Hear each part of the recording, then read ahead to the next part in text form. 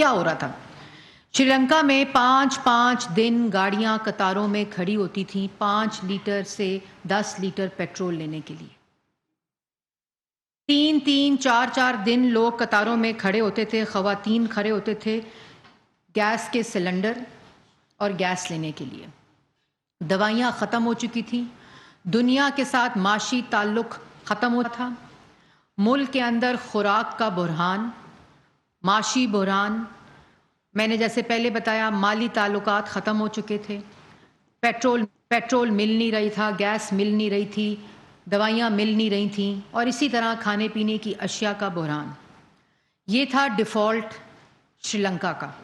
اور جو پچھلی حکومت تھی وہ مسلط شدہ وزیر اعظم کے تحت ملک کو اس دھانے پہ چھوڑ کر گئی تھی۔ پیٹرول کی پرائس صرف اس لیے کم کی، اپنا IMF کا پروگرام تھا، پتا تھا کہ اس کے بعد ملک کے ساتھ کیا ہوگا، اور اپنے سیاسی مخالفین کو جو آئینی طریقے سے ملک کی تاریخ میں پہلی دفعہ حکومت میں آئے ووٹ آف نو کانفیڈنس کے ذریعے، ان کے ساتھ دشمنی میں عوام دشمنی کر کے چلے گئے۔ اور جس وقت ہمیں یہ ملک ملا تو ملک کے اندر معیشت تباہ، روزگار تباہ، 4 سال کی نالائکی نااہلی کی وجہ سے مہنگائی عروجوں پر، ملک کے اندر نہ ایندھن لینے کے پیسے اور نہ کارخانے چل رہے تھے۔ ملک کی معاشی صورتحال میں نے آپ کو پہلے بتا دی۔ اور جس وقت یہ ملک ہمیں جس وقت دیا تو ڈیفالٹ ہو رہا تھا، لیکن جب ہم نے ان کو ملک 2018 میں دیا تھا تو 6.2% کی ترقی کرتا نواز شریف کا پاکستان، جو سستا ترین ملک تھا، ترقی یافتہ کرتا ملک تھا، ملک کے اندر روزگار تھا، ملک کے اندر سی پیک تھا، ملک کے اندر دہشت گردی ختم ہو گئی تھی، 14,000 میگا واٹ بجلی بنا کر، جو یہ نالائق کہتے تھے کہ اتنی زیادہ بجلی بنا دی ہے جس کی ڈیمانڈ ہی نہیں تھی، یہ گفتگو ہوتی تھی۔ تو 2018 میں جو پاکستان ان کو دے کر گئے تھے، اس کا 44 مہینے 4 سال اس کے ہر شعبے کو تباہ کیا۔ اور جس وقت آج ہمارے 14 ماہ مکمل ہونے جا رہے ہیں، اس کی چند باتیں اس دن پرائم منسٹر نے اپنے قوم سے خطاب میں بھی کی تھیں۔ مختصر ترین مدت اور تاریخی مشکلات، ڈیفالٹ کرتا پاکستان، چینی، اور اگر یہی اس سے آگے میں بڑھوں تو یہ 14 ماہ جو ہمیں ملے، اور اگر عمران خان صاحب کے 14 ماہ گورنمنٹ کے پہلے 14 ماہ اس کے ساتھ اس کا تقابلی جائزہ لیا جائے تو ملک کا یہ حال تھا کہ چینی ختم، چینی مہنگی، آٹا ختم، آٹا مہنگا، گیس ختم، گیس مہنگی، بجلی ختم، بجلی مہنگی، کہ نہ اشیاء ملتی تھی۔ آپ کو یاد ہوگا انگوٹھے کے اوپر خواتین شناختی کارڈ دکھا کر انگوٹھے پہ لائن لگا کر 1 کلو چینی رمضان میں خریدتی تھی۔ چینی مافیا مسلط، پیٹرول مافیا مسلط، فرنس آئل مافیا مسلط، گیس مافیا مسلط۔ تاریخی موقع تھا گیس خریدنے کا کووڈ میں، جب $3 پر LNG مل رہی تھی۔ اس وقت کیونکہ فرنس آئل مافیا مسلط تھا تو وہ LNG نہیں خریدی۔ یہ پہلے 14 ماہ کا تقابلی جائزہ، جو اگر صرف ان 14 ماہ سے، اور وہ 14 ماہ 2018 کے بعد والے 14 ماہ تھے، جس وقت ملک کے جو اشاریے ہیں وہ میں نے آپ کو ابھی بتائے ہیں۔ یہ 14 ماہ کے اشاریے بالکل مختلف تھے۔ مہنگائی عروجوں پر، IMF کا پروگرام وائلیٹڈ، سسپینڈڈ، ملک کے اندر سی پیک بند، ملک کی خارجہ پالیسی تباہ، کوئی دوست راضی نہیں، سب غیر ملکی دوستوں کو، اپنے ہمارے بھائی ممالک کو، سب کو ناراض کیا ہوا تھا۔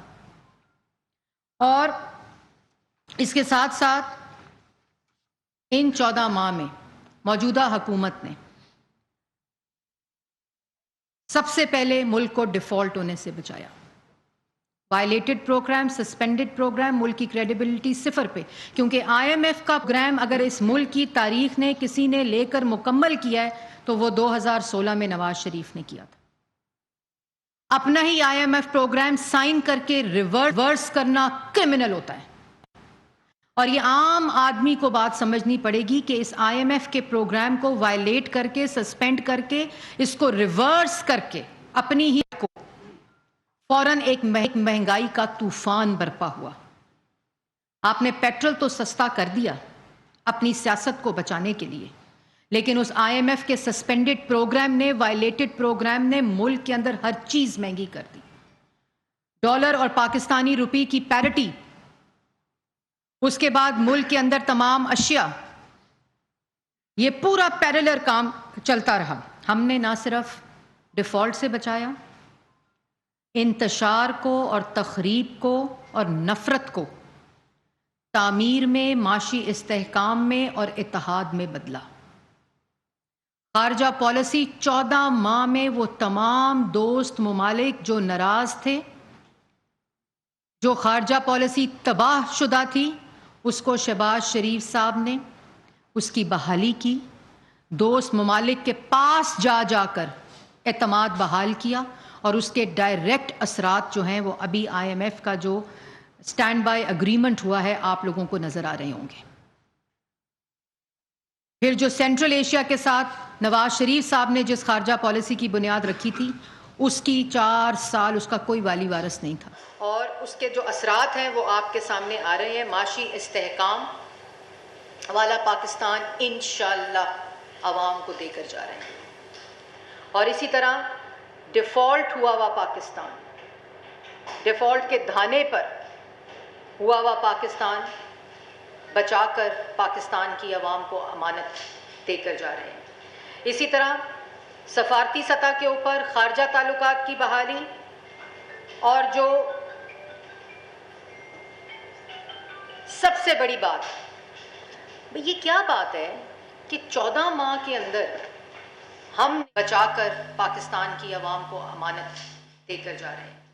اسی طرح سفارتی سطح کے اوپر خارجہ تعلقات کی بحالی، اور جو سب سے بڑی بات، یہ کیا بات ہے کہ 14 ماہ کے اندر ہم نے، اگر صرف اکانومی میں دیکھا جائے، انرجی میں دیکھا جائے، 14 ماہ کے اندر 3900 mega what 3900 mega what system میں ڈال دیا 14 ماہ میں۔ 4 سال میں 1 میگا واٹ نہیں ڈل سکا۔ جو منصوبہ نواز شریف شروع کر کے گیا تھا اس کو بھی بند کر دیا۔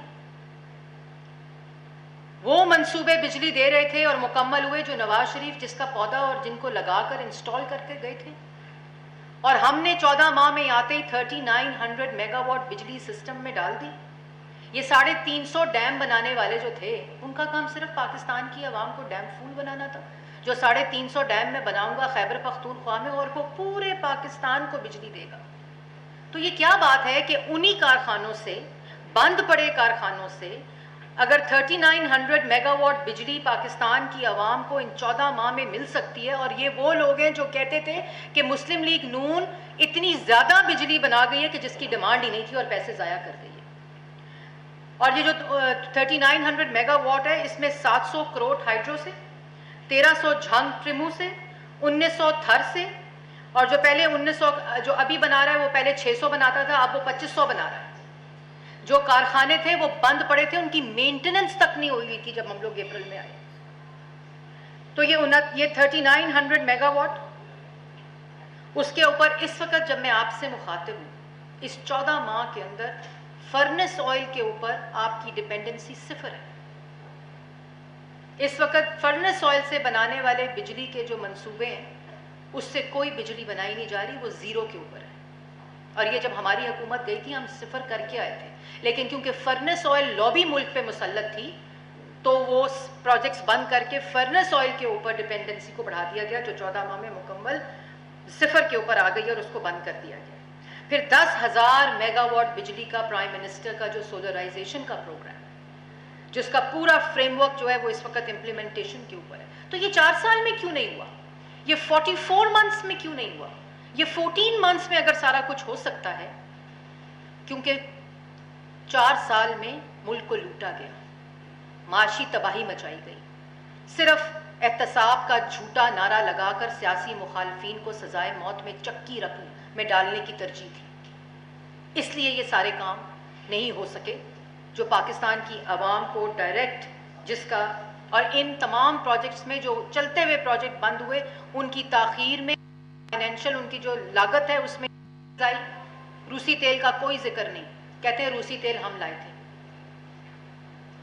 اس کے بعد جتنی پریس ریلیز آئی، کوئی فورن آفس میں، کوئی پیٹرولیم منسٹری میں، کوئی پرائم منسٹر آفس میں کسی قسم کی کمیونیکیشن رشین آئل کے اوپر موجود ہی نہیں تھی۔ اس کو ہم آئے، ہم نے اس پہ بات شروع کی، اور اللہ تعالیٰ کے فضل و کرم سے رشیا سے آج سستا تیل آ رہا ہے، آذربائیجان سے سستی گیس کا معاہدہ ہو چکا ہے۔ اس کے بعد جس وقت جیسے میں نے پہلے کہا ہم آئے تھے تو نہ ایندھن تھا، نہ ایندھن دینے کے پیسے تھے، نہ ہمارے پاس کسی قسم کا کوئی حالات ایسے تھے کہ ہم ان کے کارخانوں کو ایندھن کے پیسے دے کر چلا سکیں، کارخانے بند تھے۔ آج الحمدللہ کارخانے چل رہے ہیں، ایندھن کی پیمنٹس ہو چکی ہیں، پریکیورمنٹس ہو چکی ہیں، اور انہوں نے سستے تیل پہ سیاست کی۔ انہوں نے فرنس آئل کے مافیا کو فیسیلیٹیٹ کرنے کے لیے انہوں نے وہ سستی ایل این جی نہیں خریدی کووڈ کے دنوں میں جس وقت وہ ٹیرف آیا تھا۔ آذربائیجان سے سستی گیس جب لی اس کے اوپر سیاست کی کہ تو یہ معاہدہ ہے، یہ معاہدہ خراب ہے ملک کی۔ اس میں جس وقت آپ کو یاد ہوگا کہ جب ہم گئے تھے تو انہوں نے ایل این جی کے معاہدوں کو کنٹروورشل کیا، مفتاح اسماعیل اور شاہد خاقان عباسی کو جیلوں میں ڈال دیا، صرف اس لیے کہ عوام سے جھوٹ بول کر الزام لگا کر ملک کو نقصان پہنچے، عوام کو نقصان پہنچے۔ پھر امیر اور غریب کے گیس کے ٹیرف میں ملک کی تاریخ میں پہلی دفعہ فرق ڈالا گیا، جو بجلی کے بل ہیں اور جو ٹیرف ہے پر یونٹ، تاکہ جو بوجھ ہے وہ پھر ریکوڈک جس کا $10 بلین جو تھا اس کا نقصان ہونا تھا اور ایک تلوار لٹک رہی تھی، اس کو سیٹل کیا۔ یہی 14 ماہ کے مختصر عرصے میں۔ اس کے بعد آپ نے دیکھا سیلاب آیا۔ سیلاب کے اندر وفاق میں شہباز شریف کی حکومت تھی، سندھ میں پیپلز پارٹی کی حکومت تھی، پنجاب میں پی ٹی آئی کی حکومت تھی، خیبر پختونخوا میں پی ٹی آئی کی حکومت تھی، بلوچستان میں حکومت، اے جے کے میں حکومت، جی بی میں حکومت۔ وفاق نے وزیر اعظم شہباز شریف نے 100 ارب روپیہ دیا وفاق نے کہ جاؤ صوبوں میں خرچ کرو، جہاں جو فلڈ شکن وکٹمز ہیں ان کے اوپر خرچ کیا جائے۔ وہ کہتے ہیں نا کہ مجھے کیا ہے، یہ کووڈ کے دنوں میں کووڈ کی میٹنگ سے اٹھ کر چلا جاتا تھا جس میں سندھ کا سی ایم بیٹھتا تھا، جس میں اپوزیشن لیڈر شہباز شریف صاحب بیٹھتے تھے، عمران خان صاحب، میں خود ان میٹنگز میں تھی، ان میٹنگ سے اٹھ کر چلے جاتے تھے، کیونکہ اپنی انا اور اپنا تکبر ملک کی مسائل سے بلند تھا۔ اور جس وقت سیلاب آیا ویشی مر گئے، 80 لاکھ لوگ بے گھر ہو گئے، 1600 سے زائد لوگ جاں بحق ہو گئے، اور وہ 1600 اس لیے تھیں کیونکہ بر وقت انتظامات این ڈی ایم اے کے، پی ڈی ایم اے کے جو صوبائی حکومتیں تھیں، شہباز شریف صاحب اس کو روزانہ کی بنیاد پر اس کو مانیٹر کرتے تھے۔ این ڈی ایم اے کی سطح پر مانیٹرنگ ڈیش بورڈ موجود تھا، نہ صرف پیسے دیے بلکہ وہ پیسہ کہاں پہنچ رہا ہے اور کس طرح سیلاب مینج ہو رہا ہے، سیلاب کے وکٹمز مینج ہو رہے ہیں، چاہے وہ ریلیف ہو، چاہے وہ ریسکیو ہو، چاہے وہ ریہیب ہو یا چاہے وہ ریکنسٹرکشن۔ شہباز شریف صاحب اس کو روزانہ کی بنیاد پر اس کو مانیٹر کرتے تھے۔ این ڈی ایم اے کی سطح پر مانیٹرنگ ڈیش بورڈ موجود تھا، نہ صرف پیسے دیے بلکہ وہ پیسہ کہاں پہنچ رہا ہے اور کس طرح سیلاب مینج ہو رہا ہے، سیلاب کے وکٹمز مینج ہو رہے ہیں، چاہے وہ ریلیف ہو، چاہے وہ ریسکیو ہو، چاہے وہ ریہیب ہو یا چاہے وہ ریکنسٹرکشن ہو۔ تمام کے اوپر وفاق نے، شہباز شریف صاحب نے ملک کے چپے چپے میں وہ خود گیا، خود وزیر اعظم سیلاب کے متاثرین کے ساتھ کھڑا ہوا، چاہے وہ بلوچستان ہو، چاہے وہ سندھ ہو، چاہے وہ وفاق ہو، چاہے وہ اے جے کے اندر وہ علاقے ہوں، چاہے وہ کشمیر کے اندر علاقے ہوں، چاہے وہ ساؤتھ پنجاب کے اندر علاقے ہوں۔ چاہے وہ بلوچستان کے اندر علاقے ہوں، ہر جگہ کے اوپر خود چل کے گئے صرف یہ دیکھنے کے لیے کہ لوگوں کو ریلیف، ریسکیو، ری ہیب اور ریکنسٹرکشن جو ان کا ویژن تھا اس کے مطابق ہو رہی ہے کہ نہیں ہو رہی ہے۔ 70 ارب کا BISP ڈائریکٹ کیش لوگوں کے ہاتھ میں دیا کہ کسی قسم کی اس مشکل وقت میں محتاجی نہ آئے، BISP کے ذریعے۔ نہ کسی قسم کا لون مانگا، نہ کسی قسم کی دہائی دی، نہ کسی قسم کا کہا مر گئے ہیں، نہ کسی قسم سے باہر کی لوگوں سے مدد مانگی۔ خود مینج کیا ان مشکل حالات میں جس وقت IMF کی تلوار لٹکی ہوئی تھی، مشکل فیصلے ہو رہے تھے، تو سیلاب کو مکمل طور پہ آج 100 گھر ٹانک میں کھڑے ہیں سیلاب متاثرین کے، لوگ ان میں رہ رہے ہیں، ٹوٹے ہوئے اسکول بن چکے ہیں، ریکنسٹرکٹ ہو چکے ہیں، اور ابھی بھی تعمیر کی ریکنسٹرکشن کا جو فیز ہے وہ جاری ہے۔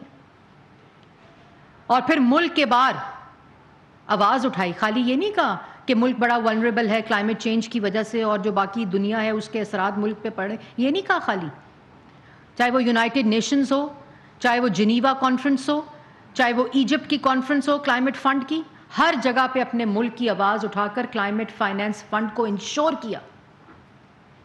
اور پھر جنیوا میں $10 بلین کی جو کمٹمنٹس تھیں ان کی ایشورٹی لی، خود اس کو لیڈ کیا۔ اس میں جو فورن منسٹر تھے انہوں نے بھرپور ساتھ دیا، جو کلائمیٹ چینج منسٹر تھیں دن رات کام ہوا، انفارمیشن منسٹری کے اندر لوگوں کو پاکستان کے باہر اور پاکستان کے اندر ان مشکلات کا بتانے کے لیے دن رات کام ہوا۔ ہم نے دہائیاں نہیں دیں، ہم نے رونے پیٹنے نہیں ڈالے۔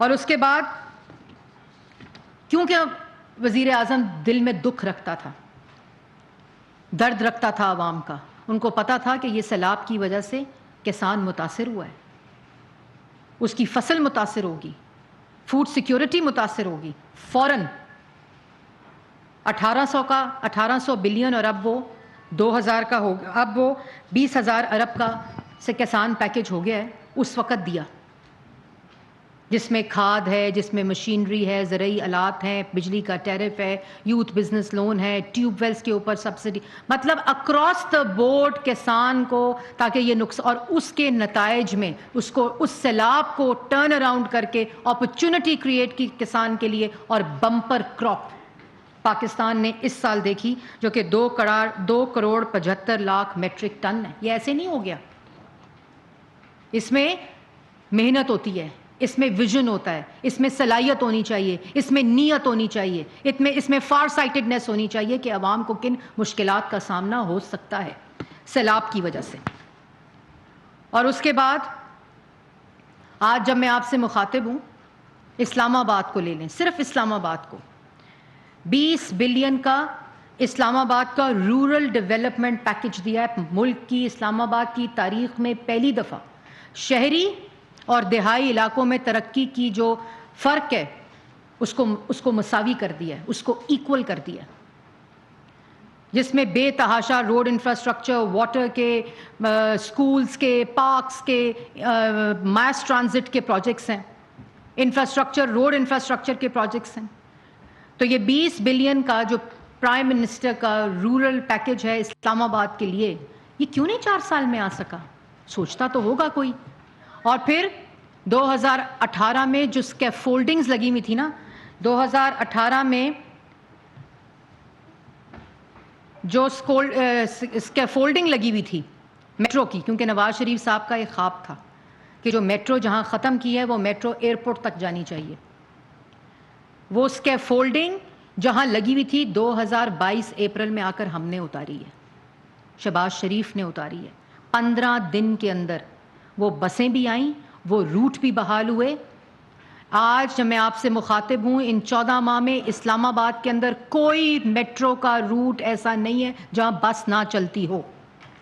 اورنج بس، بلو بس، ریڈ بس، گرین بس، ڈفرنٹ روٹس کے اوپر، بھارا کاؤ سے لے کر ایئرپورٹ تک، اسلام آباد کے اندر جتنے روٹس ہیں ان سب کے اوپر اس وقت الحمدللہ 14 ماہ میں، اور جو پہلی میٹرو چلی تھی وہ 15 دن میں چلی تھی، ان تمام روٹس کے اوپر الحمدللہ اس وقت تمام بسز کا روٹ اور نیٹ ورک موجود ہے۔ اس کے اوپر مزدور سفر کرتا ہے، اس کے اوپر اساتذہ سفر کرتے ہیں، اس کے اوپر اسٹوڈنٹ سفر کرتے ہیں، اس کے اوپر نوکری پیشہ لوگ سفر کرتے ہیں، اس کے اوپر سرکاری ملازمین سفر کرتے ہیں جو پنڈی سے اسلام آباد آتے ہیں. تو کیوں 5-6 ہزار روپیہ دے کر لوگ ایئرپورٹ جایا کرتے تھے؟ ٹیکسی نہیں ملتی تھی، کوئی پبلک ٹرانسپورٹ نہیں جاتی تھی. 12 کاؤ میں لوگ اترتے تھے، 12 کاؤ سے بسوں میں بیٹھ کر وہ اسلام آباد آتے تھے. آج باعزت سفاری میں، ایئر کنڈیشن سواری میں آج وہ اسلام آباد آتے ہیں. اسلام آباد کا کوئی سیکٹر ایسا نہیں جہاں میس ٹرانزٹ نیٹ ورک موجود نہ ہو کسی بس سروس کا. تو یہ کیوں نہیں ہوا 4 سال میں؟ آج اسلام آباد کے لوگ پوچھتے ہوں گے. مطلب یہ جو راول چوک کا فلائی اوور ہے، موصوف کیونکہ ہیلی کاپٹر میں آتے تھے نا پی ایم ہاؤس بنی گالا سے، تو اس چوک کا ان کو کیا پتا کہ راول ڈیم چوک جو ہے، راول چوک کتنی اس کے اوپر ٹریفک کی بلاکڈ ہوتی تھی، کتنی اس وقت لوگوں کو مشکلات ہوتی تھی جو لوگ نوکریوں کے لیے، پڑھنے کے لیے سفر کرتے تھے. آج وہ 14 ماہ میں راول چوک فلائی اوور شہباز شریف ہی آ کے کیوں مکمل کرتا ہے؟ اس کے بعد مارگلا ایونیو، اس کے بعد انٹرچینج جو 7th ایونیو کا ہے، اس کے بعد جو captain colonel Sher Khan avenue road ہے وہ مکمل کر کے اس کی انوگریشن. اور یہ وہ ہیں جو مکمل ہو چکے ہیں. ابھی جو سب سے بڑا پروجیکٹ اسلام آباد کی تاریخ کا وہ 12 کاؤ جو برج ہے، فلائی اوور، وہ انشاءاللہ پرائم منسٹر نے 30 جولائی اس کی ڈیٹ دی ہے. اس سے مری کے لوگ جو پورے اس ریجن کے لوگ ہیں، جو 12 کاؤ پہ آ کر ایک مشکل ترین وہ سفر ہوتا تھا، وہ آج بحال ہوگا. لاہور سے لوگ جا رہے ہیں، کراچی سے لوگ جا رہے ہیں، مری سے لوگ آ رہے ہیں ان کے لیے. تو یہ کیوں نہیں ہوا 4 سال کے اندر؟ یہ 14 ماہ کے اندر اگر ہو سکتا ہے ان تمام مشکلات کے باوجود جو میں نے آپ کو گنوائی ہیں، تو یہ کیوں نہیں ہوا؟ آج عوام سوال پوچھتی ہے. تو ہو تو سکتا تھا جو کیا. اور اس کے بعد اس میں علاوہ اسلام آباد میں 35 نئے پارکس کا وہ کیا جا رہا ہے، اور اسلام آباد میں اولمپک ولیج جو سب سے بڑا پروجیکٹ ہے اس کو سٹارٹ کیا جا رہا ہے، تاکہ یہاں کی جو نوجوان لوگ ہیں، یوتھ ہے، وہ کھیلوں کے جو چیزیں ہیں اس کے اندر اپنے آپ کو انگیج کر سکے. بی آئی ایس پی کا جو 2022 کا بجٹ تھا وہ 235 بلین تھا. اس کو آتے ہی 2023 میں جو بجٹ دیا اس میں اس کو 404 کر دیا بلین. اور اس وقت جب میں آپ سے مخاطب ہوں تو وہ 465 بلین کے اوپر ہے. جو وظیفہ ہے اس کے اندر 25% اضافہ کر دیا گیا ہے. اور اس کے ساتھ ساتھ جو بجٹ ہے جس کا میں نے آپ کو پہلے بتایا، وہ 72% انکریز ہے اس 14 ماہ کے اندر. جو بی آئی ایس پی کیا ہے؟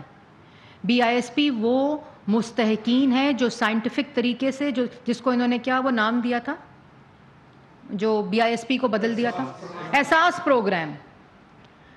وہ احساس پروگرام جب آ کر دیکھا تو جو اس کا حشر ہوا تھا B I S P program کا، وہ ایک اللہ تعالیٰ جانتا ہے، یا وہ شازیہ مری صاحبہ جانتی ہوں گی کہ اس کے ساتھ کیا کیا تھا. کبھی کارخانوں کے ڈرامے، کبھی لنگر خانوں کے ڈرامے، کبھی وہ پتہ نہیں سستی وہ دے دیں گے میلز، اور پتہ نہیں کیا کیا گمکری ان پروجیکٹس کے ساتھ کی گئی. اس کے بعد ان میں اس کے بعد جو بی آئی ایس پی کے ذریعے میں نے آپ کو پہلے کہا، سیلاب میں 70 بلین لوگوں کو بینیفیشریز کو دیا گیا. 25,000 روپیہ پر فیملی فوری طور پر کیش کی مد میں ان کے ہاتھ میں دیا کہ اگر کسی قسم کی سیلاب میں ان کو ضرورت ہے تو ان کو ہاتھ نہ پھیلانا پڑے، بلکہ ان کے پاس وہ پیسے جو ایمرجنسی ہوتی ہے بہت کم تھے، لیکن جو فوری طور پر ریلیف تھا اس کے لیے ان کو یہ ایک سائنٹیفک طریقے سے، ٹرانسپیرنٹ طریقے سے. اس کے بعد مجھے یہ بتائیں، جب وزیر اعظم شہباز شریف صاحب آئے تو جس وقت پیٹرول مہنگا ہوا اس پہ ساتھ عوام کو ریلیف دینے کے لیے سبسڈی دی. جس وقت رمضان آیا، مشکلات تھیں، چیزیں مہنگی ہو رہی تھیں، فوری طور کے اوپر یوٹیلیٹی سٹور کے اوپر سبسڈی دے کے رمضان پیکج دیا. اور اتنے مشکل حالات ہو گئے تو کیا کیا؟ ملک کی تاریخ میں کبھی ہم نے سستا آٹا سنا تھا، لیکن 70 بلین کا مفت آٹا تقسیم کیا انہی مشکلات کی وجہ سے، اسی بجٹ کے اندر سے، اپنے بجٹ کے اندر سے، اور اس کو پورے ملک تک پھیلایا. مفت آٹے کو تقسیم کیا گیا تاکہ ریلیف مل سکے. تو جب مشکل فیصلے کیے تو دل میں درد رکھتے تھے، آج بھی درد ہے کہ جو 4 سال کی تباہی ہے اس کا نقصان پاکستان کی عوام اور ملک کو بھگتنا پڑا. آج بھی دل میں دکھ ہے، لیکن یہ ضرور اطمینان ہے کہ 14 ماہ میں پاکستان کی عوام کو ریلیف بھی دیا، ملک کو ڈیفالٹ ہونے سے بھی بچایا، ملک کی خارجہ پالیسی بھی ٹھیک کی، سیلاب کے ساتھ سیلاب وکٹمز کو مینج کیا، اپنے بجٹ کے ساتھ پورے ملک کے اندر کسان پیکج دیا، اور اس وقت پرائم منسٹر یوتھ پروگرام آپ نے دیکھا ہوگا کہ ایک اور چیز بڑی امپورٹنٹ ہے کہ آئی ایم ایف کا جو پروگرام آیا ہے وہ ایسے نہیں آ گیا کہ یہ ایک دم پروگرام سسپینڈ ہوا اور اس کے بعد فوری طور پر پاکستان کی عوام کو پروگرام مل گیا. نہیں، مارچ میں جس وقت یہ پروگرام ہوا اس کے بعد پوری ایک جرنی ہے، پورا ایک سفر ہے کہ اس کے بعد اپریل میں آ کے اسی پروگرام کی بحالی کے لیے دوبارہ بات چیت شروع کی آئی ایم ایف کے ساتھ، نیگوشیشن سٹارٹ ہوئی آئی ایم ایف کے ساتھ، اور وہ جو غیر عدم اعتمادی تھی اس کو دوبارہ بحال کیا آئی ایم ایف کے ساتھ، اور دوسرے جو خارجہ پالیسی کو بحال کرتے ہوئے اپنے دوست ممالک کو مشکلات کے بارے میں بتایا.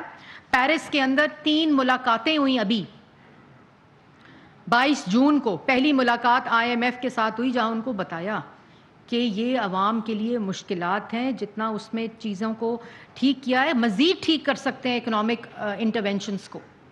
پہلی ملاقات پرائم منسٹر کے بعد ساتھ ہوئی، ان 3 دنوں میں 3 ملاقاتیں پرائم منسٹر کے ساتھ ہوئیں، اور اس کے بعد مختلف ادوار، نیو یارک گئے تو M D I M F کو ملے، ایجپٹ گئے تو M D I M F کو ملے، جب شرم الشیخ میں جنیوا پہ کال کی کہ ہمیں اتنی لوگوں کی وہ آ چکی ہیں کہ اتنے پیسے ہم دیں گے، کمٹمنٹس آ چکی ہیں، تو آئی ایم ایف پروگرام کے ساتھ بات، تو دوبارہ دوست ممالک کے ساتھ گفتگو شروع کی. اس کے بعد 29 جولائی کو یہ پورا ہفتہ آخری 10 دن جون کے رہے، اس میں پورا ہفتہ ان کے ساتھ بات چیت ہوتی رہی. یہاں فائنانس منسٹر اپنی اکنامک ٹیم کے ساتھ دن رات کام کرتے رہے، اور اس کے بعد جو 29 جولائی تھی اس میں اسٹینڈ بائی